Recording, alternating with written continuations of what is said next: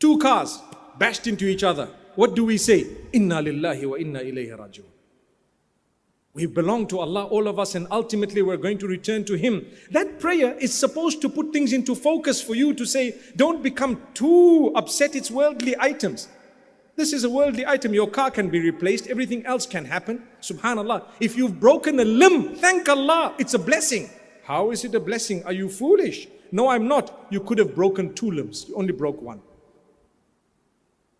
That's the Prophet Muhammad, peace be upon him, telling us, when something bad has happened, look at those who are in a worse condition than you. Don't look at those above you, because you won't be able to see the blessing. You only have 1 jacket. Your friend has 10 jackets. And you're so upset. And you feel, wow, imagine Allah hasn't given me what? The 9 other jackets Allah didn't give me. But my brother, are you forgetting you have 1? You need to go and see those who don't even have clothes to appreciate the fact, oh Allah, the fact that I have 1 jacket is a blessing. But you won't ever appreciate that because you keep looking at those who have more. And this brings me to social media. When Corona struck, one of the biggest blessings that we've come up with or we've realized is the online life. Social media and the internet being used to a degree that it wasn't before. Don't you agree?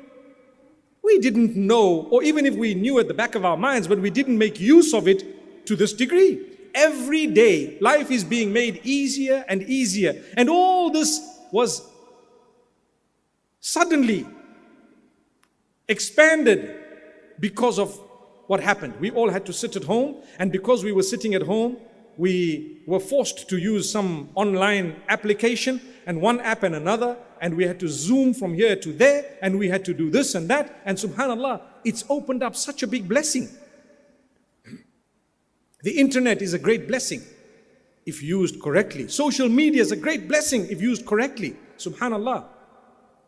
So when the pandemic struck, one of the big favors of Allah that came out of all of this is technology and the advancement.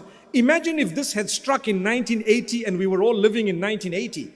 I think we wouldn't be as sane as we are today, because it would be very difficult to have stayed indoors at the time when there was a proper lockdown and no one was allowed to come out. It was not going to be so easy. But here, we knew what was happening. We were communicating with everyone. We had video calls. We had audio calls. But did anyone ever thank Allah? Or were they only looking at the fact that, you know what, we can't come out?